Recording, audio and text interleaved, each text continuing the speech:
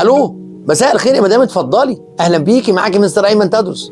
مستر، أنا ابني عنده 2 سنين وبيصرخ على طول لما بيكون عاوز حاجة، وما بيبطلش عياط إلا لما بيوصل لها.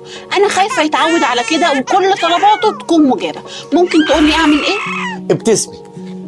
لما ابنك يصرخ في وشك عشان ياخد حاجه، ابتسمي له وما تعمليلوش الحاجه وما تكلميهوش. اوعي ترضخي، اوعي.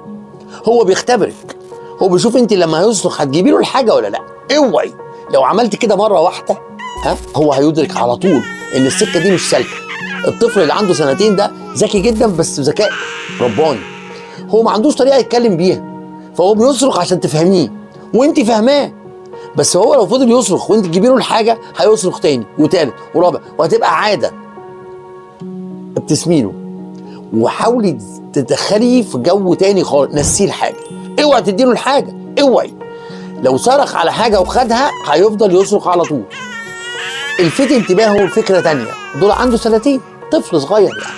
ابتسمي في وشه، وري له بص بص بص حاجه تانيه اهي. دي احسن طريقه انك انت تعوديه على عدم الصراخ.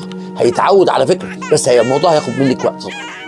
وعلى فكره هو ما بيتعودش على الطريقه دي الا لما تكوني في مره من المرات قبل كده صرخ واديتي له الحاجه. انا واثق ان انت عملت كده.